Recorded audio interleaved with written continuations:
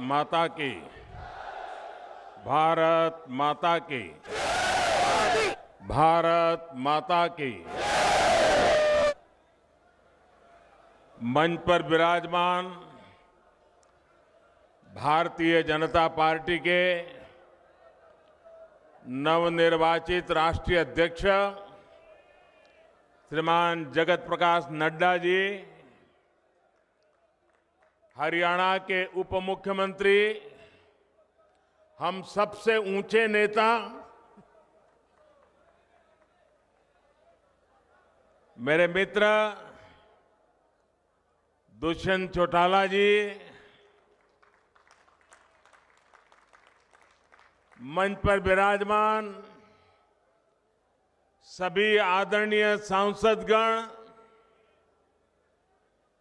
इस चुनाव में भारतीय जनता पार्टी के उम्मीदवार और भावी विधायक, सभी मेरे साथी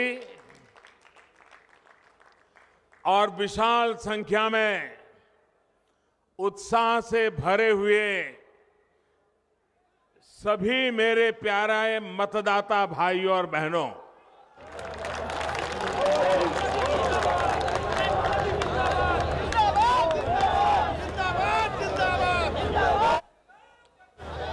वोटिंग से पहले और 4 दिन पहले भाजपा के पक्ष में ऐसा माहौल कई लोगों की नींद उड़ा रहा है।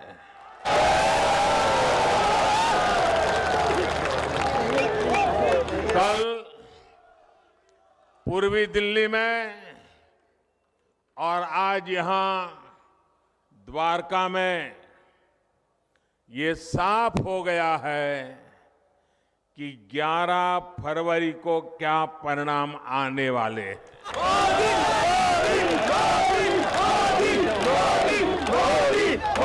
दिल्ली को बदलने के लिए, राष्ट्रहित के भाव को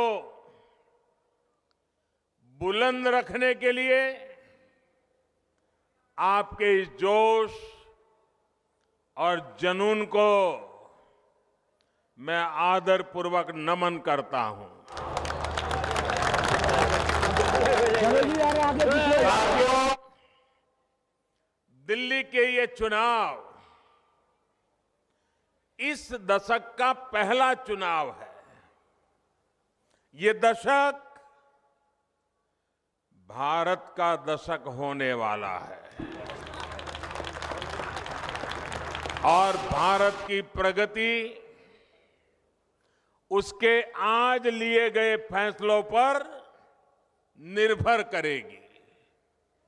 आज एक तरफ इन फैसलों को लेने वाला पक्ष है और दूसरी तरफ फैसलों के खिलाफ खड़ा विपक्ष है। आज देश की राजधानी को इस दशक का 2030 तक का दिल्ली का रास्ता दिखाना है। ये काम आप सभी मेरे दिल्ली के मतदाता भाइयों बहनों 8 फरवरी को करना है। दिल्ली और देश के हित में इस बार एकजुट, एक स्वर में पूरी ताकत के साथ हमें खड़ा होना है। भाइयों और बहनों, दिल्ली को दोष देने वाली नहीं, दिशा देने वाली सरकार चाहिए।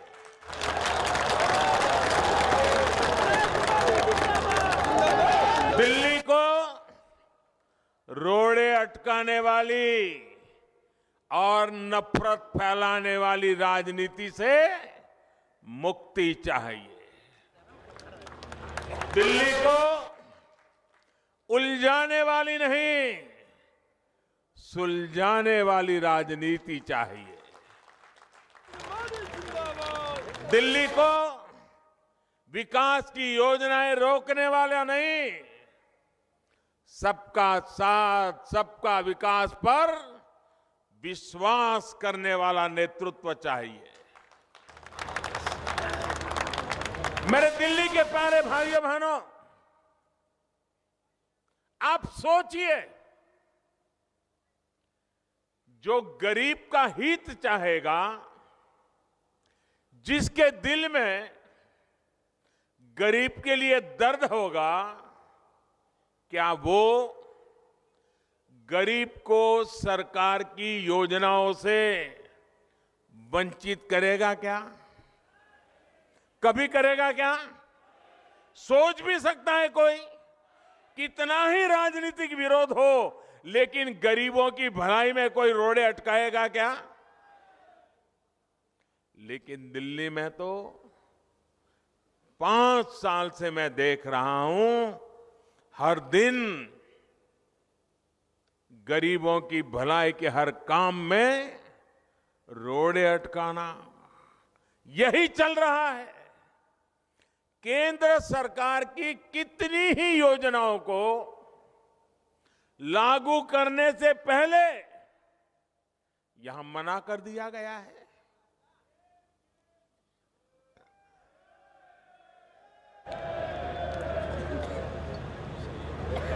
अब 11 फरवरी के बाद आपको शेम नहीं बोलना पड़ेगा।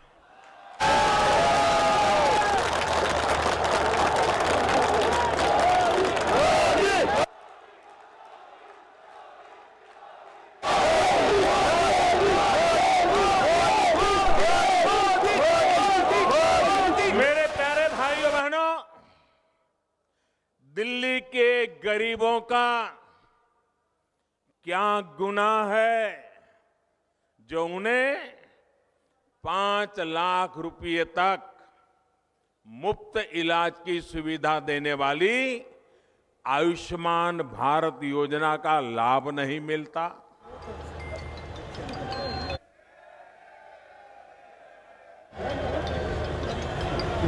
आयुष्मान भारत योजना में एक विशेषता है, इतने में आपको समझ आएगा कितना लाभ है। मुद्दा 5 लाख का नहीं है। अगर दिल्ली का कोई नागरिक जो इस योजना का लाभार्थी है, वो किसी काम से ग्वालियर गया, भोपाल गया, सूरत गया, नागपुर गया, हैदराबाद गया, चेन्नई गया, और अचानक वहां बीमार हो गया, तो मोहल्ला क्लिनिक वहां जाएगा क्या? जाएगा क्या?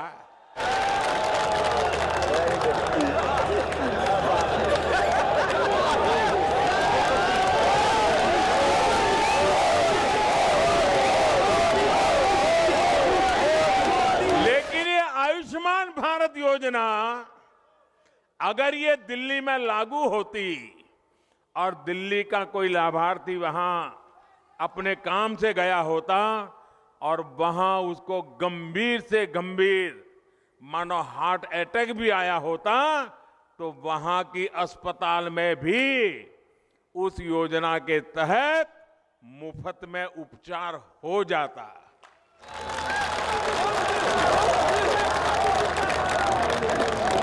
हम नहीं चाहते कोई बीमार हो, लेकिन मान लो एकांत की भी जिंदगी बच जाती तो मन को कितना संतोष होता भाइयों। लेकिन यहां एक बेदर्द, एक ऐसी सरकार बैठी है जिसे आपकी परवाह नहीं है, आपकी जिंदगी की परवाह नहीं है। दिल्ली के बेघर लोगों का क्या अपराध है जो उन्हें प्रधानमंत्री आवास योजना के तहत अपना घर नहीं मिलता?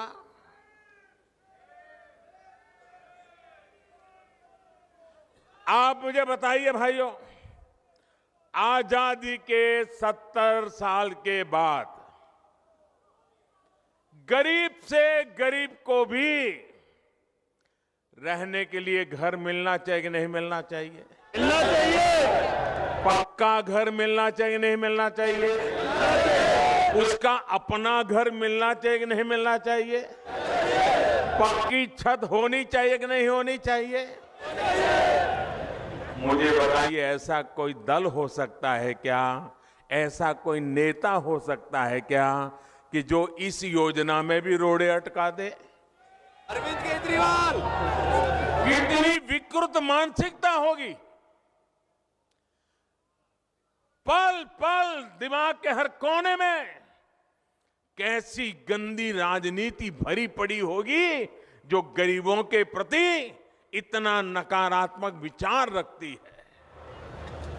दिल्ली के किसानों का क्या कसूर है जो उन्हें पीएम किसान सम्मान निधि का लाभ उन्हें नहीं मिलता?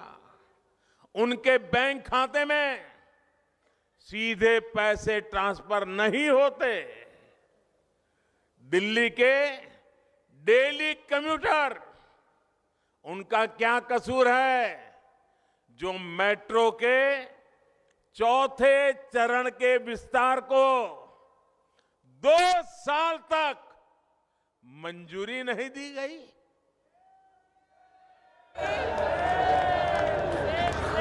आज दिल्ली के लोग देख रहे हैं कि कैसे दिल्ली में सिर्फ स्वार्थ की, नफरत की राजनीति की गई है।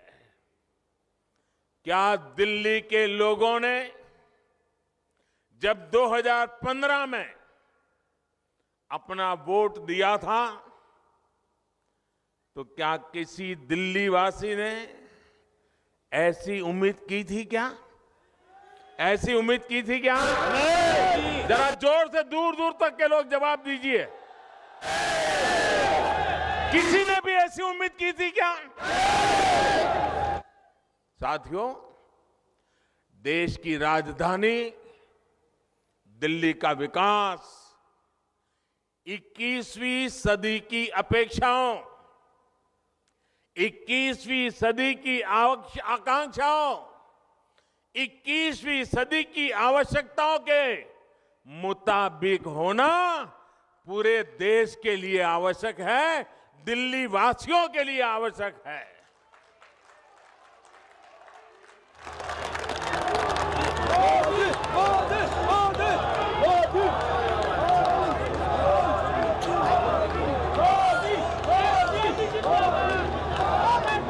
ये तभी संभव हो सकता है जब नकारात्मकता की राजनीति खत्म हो, जब राजनीति के मूल में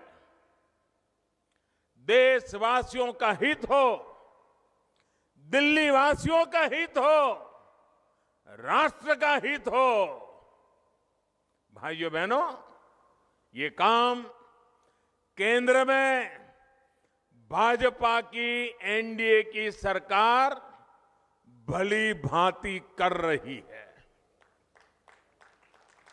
पिछले 5 साल में केंद्र सरकार ने जिस स्पीड से, जिस स्केल से काम किया है, ये अपने आप में अभूतपूर्व है। स्वतंत्रता के बाद से देश में इतनी तेज गति से कभी काम नहीं हुआ है। आज आयुष्मान भारत योजना जितने लोगों को मुफ्त इलाज की सुविधा देती है, वो अमेरिका, मैक्सिको और कनाडा की कुल जनसंख्या के बराबर है।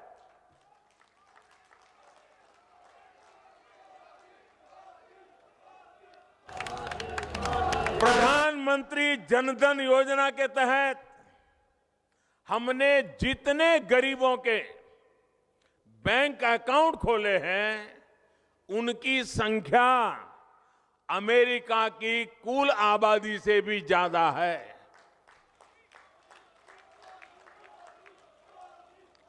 मुद्रा योजना के तहत हमारी सरकार ने कम ब्याज पर जितने ऋण दिए हैं वो ब्राजील की कुल जनसंख्या से भी ज्यादा है।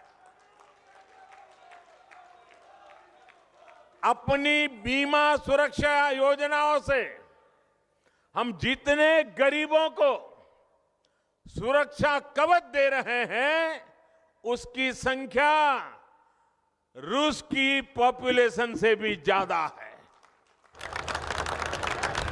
स्वच्छ भारत मिशन के तहत सरकार ने जितने शौचालय बनवाए हैं उसकी संख्या मिस्र और इजिप्ट की कुल आबादी से ज्यादा है।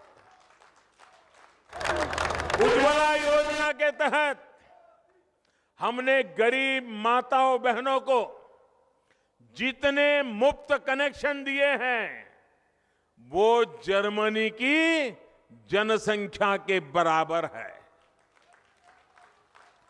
सौभाग्य योजना के तहत हमने जितने घरों में मुफ्त बिजली कनेक्शन दिया है वो ऑस्ट्रेलिया की कुल आबादी से भी ज्यादा है। प्रधानमंत्री आवास योजना के तहत सरकार ने गरीबों के लिए जितने घर बनवाए हैं वो श्रीलंका की कुल जनसंख्या से भी ज्यादा है। साथियों, भारत जैसे बड़े देश में, विशाल देश में इसी गति से काम हो सकता है।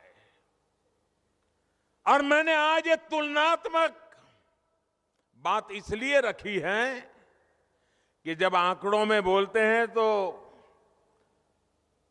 ऐसे ही आंकड़े आते हैं चले जाते ऐसा लगता है, लेकिन जब सोचते हैं कि एक एक काम दुनिया के कई देशों की जनसंख्या से ज्यादा हुआ है, आप कल्पना कीजिए। देश की राजधानी दिल्ली को भी काम की यही गति की जरूरत है। दोस्तों बताइए, है कि नहीं है? इसी गति से होना चाहिए कि नहीं होना चाहिए? इतने बड़े पैमाने पर होना चाहिए कि नहीं होना चाहिए? सब दूर होना चाहिए कि नहीं होना चाहिए? आने वाली पीढ़ी के लिए भी होना चाहिए कि नहीं होना चाहिए? इसी गति से काम हो तो दिल्ली की अनेक समस्याएं सुलझाई जा सकती है। यही वजह है कि दिल्ली के लोगों ने लोकसभा चुनाव के समय भाजपा पर विश्वास दिखाया। अब इसी विश्वास के कारण ही दिल्ली वाले आज सीना तान करके कह रहे हैं, देश बदला, अब देश बदला, देश बदला, देश बदला, अब दिल्ली बदलेंगे। देश बदला, अब दिल्ली बदलेंगे। साथियों, दिल्ली को ऐसी सरकार भी चाहिए जो समय आने पर देश के पक्ष को मजबूत करे, हमारे वीर सैनिकों के साथ खड़ी हो। दिल्ली को ऐसी राजनीति नहीं चाहिए जो आतंकी हमलों के समय में भारत के पक्ष को कमजोर करे, जो अपने बयानों से दुश्मन को भारत पर वार करने का मौका दे दे। सर्जिकल स्ट्राइक और एयर स्ट्राइक जैसे फैसलों के बाद किस तरह के बयान आए। आप मुझे, मेरे देशवासियों, मेरे प्यारे दिल्ली वासियों, सर्जिकल स्ट्राइक और एयर स्ट्राइक के समय यहां की सरकार में बैठे लोगों ने जो आज आपसे वोट मांगे निकले हैं, उन्होंने कैसे बयान दिए थे, आपको याद है ना? आपको याद है ना? वो गुस्सा है कि नहीं है? वो गुस्सा है कि नहीं है? हर दिल्ली वासी में वो गुस्सा होना चाहिए कि नहीं होना चाहिए? अगर वो गुस्सा है तो 8 तारीख को निकलना चाहिए कि नहीं निकलना चाहिए? उनको सजा मिलनी चाहिए कि नहीं मिलनी चाहिए? ये सजा देने का काम आप करेंगे कि नहीं करेंगे? पूरी ताकत से करेंगे। मेरा दिल्ली वासियों पर भरोसा है। साथियों, दिल्ली में ऐसा नेतृत्व चाहिए, दिल्ली में ऐसा नेतृत्व चाहिए जो CAA, आर्टिकल 370 जैसे राष्ट्रीय सुरक्षा के तमाम फैसलों पर देश का साथ देने वाला,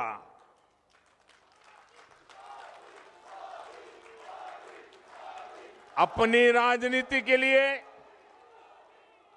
तुष्टीकरण के लिए लोगों को भड़काने वाले, भाइयों बहनों, क्या ऐसे लोग दिल्ली का हित कर सकेंगे क्या? दिल्ली का भला कर सकेंगे क्या? ये लोग बाटला हाउस के आतंकियों के लिए रो सकते हैं, उनका साथ देने के लिए सुरक्षा बलों को कटघरे में खड़ा कर सकते हैं, लेकिन दिल्ली का विकास नहीं कर सकते। सिटीजनशिप अमेंडमेंट कानून बनने के बाद देश और दिल्ली के लोग पहले दिन से देख रहे हैं कि कैसे इन लोगों द्वारा अफवाहें फैलाई जा रही हैं, लोगों से झूठ बोला जा रहा है। दिल्ली की जनता सब कुछ देख रही है।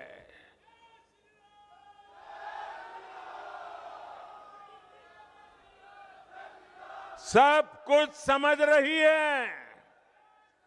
भाइयों बहनों, मेरा जो दिल्ली वासियों पर भरोसा है कि सारी बारीकियों को देख रही हैं, बारीकियों को समझ रही हैं। आप मेरी बात से सहमत हैं? पूरी तरह सहमत हैं? भाइयों बहनों, वोट बैंक की राजनीति, नफरत की राजनीति, गलत इरादों और गलत नीयत के साथ दिल्ली का विकास कभी नहीं किया जा सकता, न भी हो सकता है। नहीं, दिल्ली का विकास हर रोज नए नए बहानों और कोसने से हो सकता है। विकास के लिए दृढ़ इच्छा शक्ति, खुद को सेवक मानकर गरीब की सेवा करने की भावना, अपने संकल्पों को सिद्ध करने का हौसला चाहिए। दोस्तों, साथियों, अगर बहानों और कोसने से ही काम चलता तो क्या हमारी सरकार वो कड़े और बड़े फैसले ले पाती? जो बीते 5 साल में एक के बाद एक मजबूत कदम हमने उठाए हैं, वो उठा पाते क्या? दिल्ली की, मेरे दिल्ली के लोग ये भली भांति जानते हैं दिल्ली के साथ क्या हुआ है। जो दिल्ली वाले जानते हैं, बाहर वाले जान नहीं सकते हैं। दिल्ली की 1700 से अधिक अवैध कॉलोनियों में 40 लाख लोगों को घरों के अधिकार का ही विषय दिल्ली कैसे भूल सकता है। यहां जो शासन में है वो तो कोशिश में थे कि किसी तरह और 1-2 साल के लिए ये मामला टाल दिया जाए। रोड़े अटकाओ, झूठ फैलाओ, आशंकाएं भर दो, लेकिन ये मोदी है।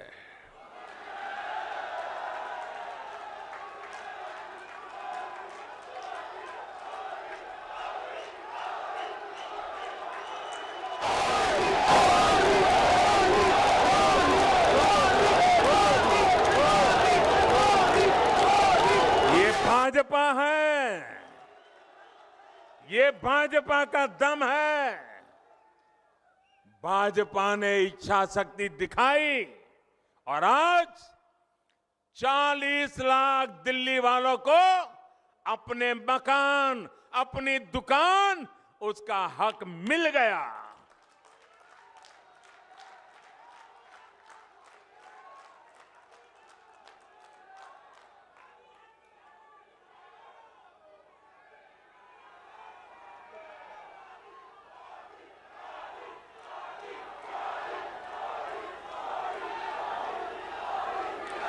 मुझे बताया गया है कि लाखों बहन भाइयों ने डीडीए के पोर्टल पर इसके लिए एप्लीकेशन भी डाल दिए हैं। भाइयों और बहनों, कई दशकों से दिल्ली के हर चुनाव में अनधिकृत कॉलोनियों में घर के अधिकार का मुद्दा सबसे प्रमुख होता था। हर चुनाव में सुनाई देता था कि नहीं सुनाई देता था? वादे किए जाते थे कि नहीं किए जाते थे? अनधिकृत कॉलोनी के लोग भी आशा के साथ वोट डाल देते थे कि नहीं डालते थे? भरोसा करके सरकारें बनाते थे कि नहीं बनाते थे? उनका काम होता था क्या? किसी ने समाधान किया क्या? समाधान किसने किया? किसने किया? ये 40 लाख लोगों को घर का अधिकार किसने दिया? किसने दिया? किसने दिया? आपका जवाब गलत है। मोदी ने नहीं दिया, ये आपके एक वोट ने दिया जिसने 7 एमपी को जिताया था। ये आपके एक वोट ने दिया जिसने 7 एमपी को जिताया था, जिसके कारण पूर्ण बहुमत वाली सरकार बनी और जिसके प्रयासों से आज 40 लाख लोगों को अपने घर का हक मिल गया। दोस्तों,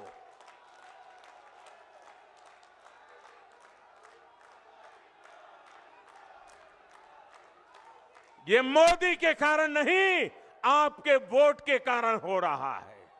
आपके वोट की ताकत के कारण हो रहा है। इस चुनाव में भी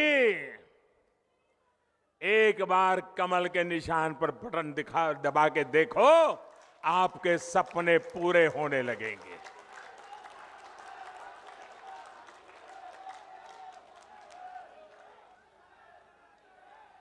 साथियों, दिल्ली भाजपा ने यह भी संकल्प लिया है कि इन तमाम कॉलोनियों के विकास के लिए सरकार बनने के तुरंत बाद अलग से उनका एक डेवलपमेंट बोर्ड बनाया जाएगा।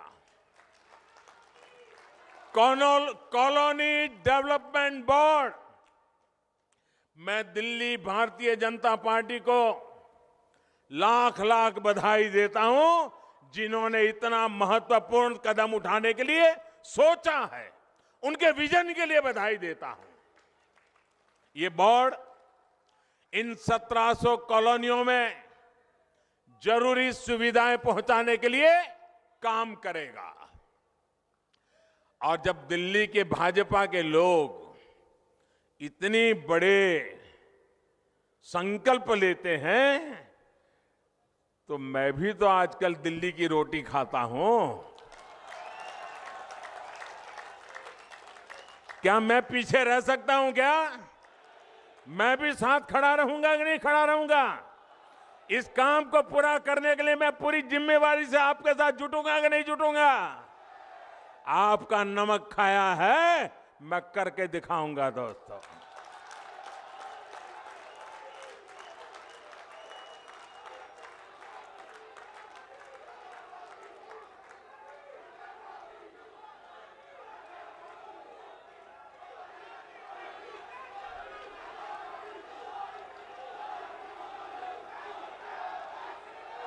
साथियों, दिल्ली में 21वीं सदी का आधुनिक से आधुनिक इंफ्रास्ट्रक्चर हो, ट्रांसपोर्ट का आधुनिक सिस्टम हो, यहां के लोगों को आधुनिक टेक्नोलॉजी का पूरा लाभ मिले, यहां के लोगों के पास सारी बुनियादी सुविधाएं मौजूद हो, स्वच्छ पानी हो, स्वच्छ हवा हो, ये हमारी सरकार की प्राथमिकता है। हम जो संकल्प लेते हैं उस संकल्प को सिद्ध करते हैं, यही हमारी भाजपा की पहचान है, यही भाजपा सरकार की पहचान है।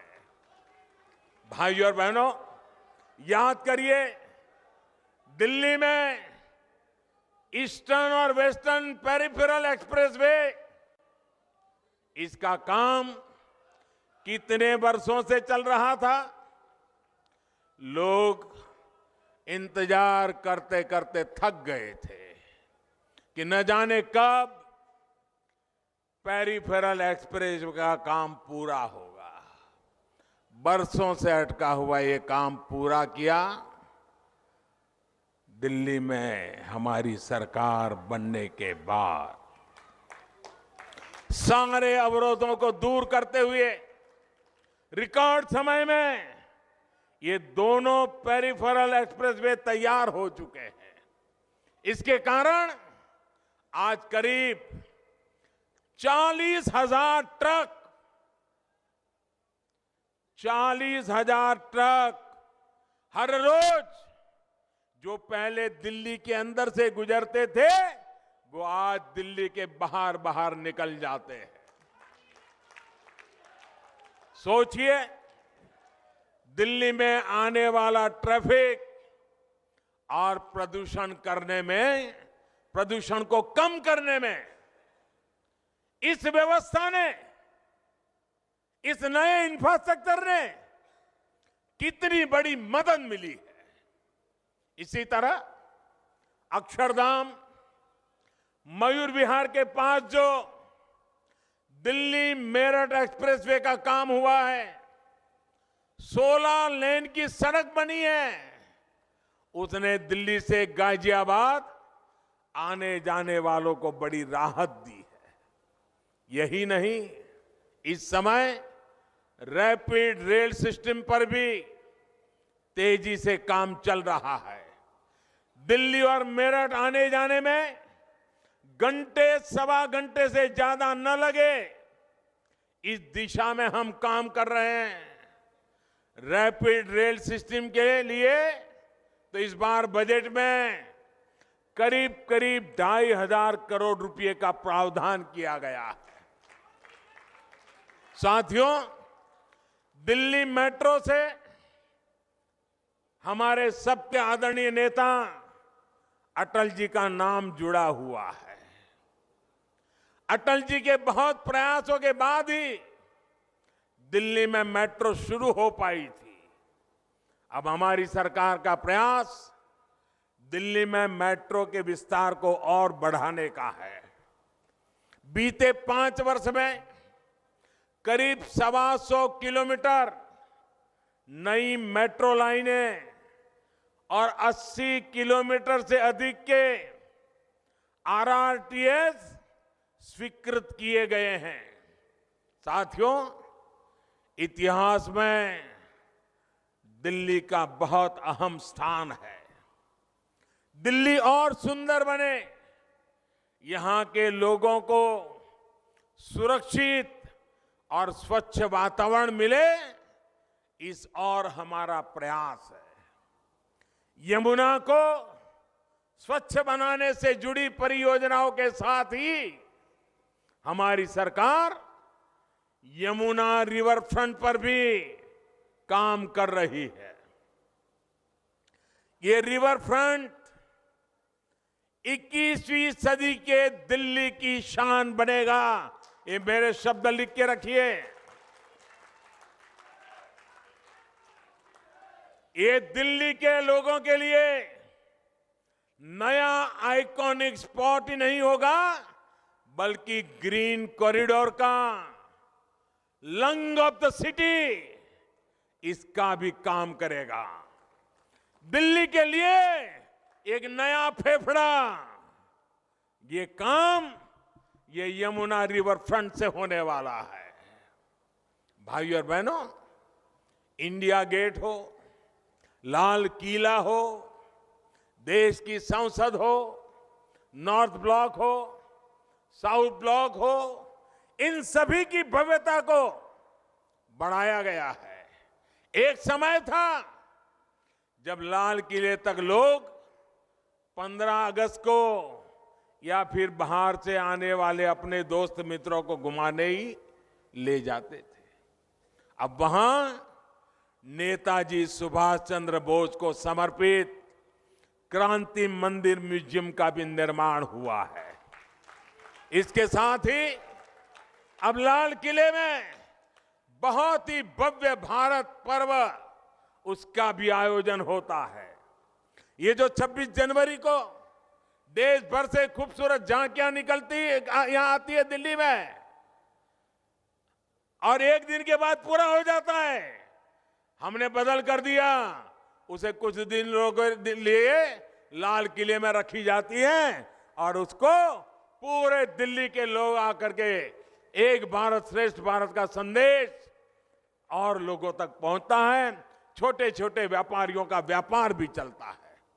भाइयों और बहनों, पुरानी धरोहरों में नयापन लाने के साथ ही नई धरोहरों को भी विकसित किया जा रहा है।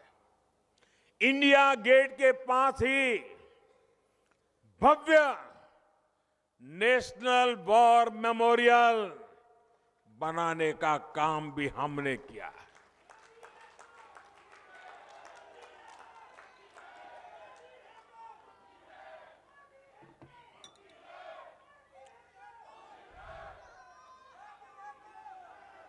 दोस्तों, यहां जो सरकार में उच्च पद पर बैठे हुए हैं, इन्होंने पुलिस के लिए कैसे अभद्र शब्दों का प्रयोग किया था, याद है ना? पुलिस के लिए कैसी भाषा का प्रयोग किया था, याद है ना?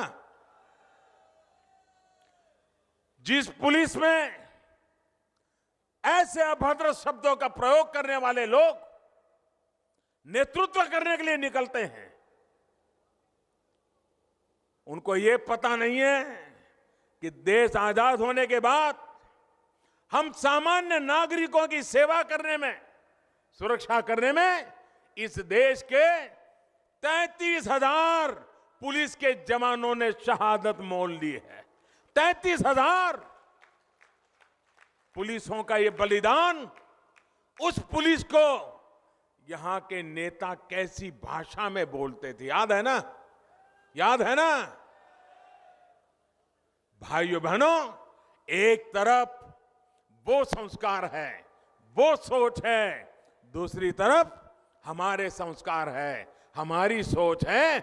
हमने दिल्ली में ही नेशनल पुलिस मेमोरियल का निर्माण करके गौरव से उनके इज्जत देने का काम किया, उनके बलिदान को नमन किया है। सुंदर नर्सरी हो या फिर 12 एकड़ में फैला दीनदयाल उपाध्याय पार्क, आज दिल्ली में पर्यटकों के ये पसंदीदा स्थान बनते जा रहे हैं। यहां द्वारका में 2 बड़े प्रोजेक्ट चल रहे हैं। एक भारत वंदना पार्क का निर्माण शुरू हो चुका है। देश जब आजादी के 75 वर्ष 2022 में मनाएगा, तब तक ये पार्क तैयार हो जाएगा। इस पार्क में पूरे देश की कला, संस्कृति, खान पान का अनुभव यहां आने वाला पर्यटक कर पाएगा। और ये पर्यटक जब आता है ना, तब वो धन भी खर्च करता है, इकोनॉमी को भी गति देता है। इस पूरे क्षेत्र के लोगों की रोजी रोटी का प्रबंध उसमें है। इसी तरह द्वारका में ही एक वर्ल्ड क्लास कन्वेंशन सेंटर बन रहा है। आप कल्पना कीजिए, जब एक वर्ल्ड क्लास कन्वेंशन सेंटर बनता है, दुनिया के बड़े बड़े दिग्गजों को वहां आने का कोई न कोई कारण बनता है। जहां दुनिया भर के लोगों को बिजनेस के लिए, एग्जीबिशन के लिए सुविधा मिलने वाली है।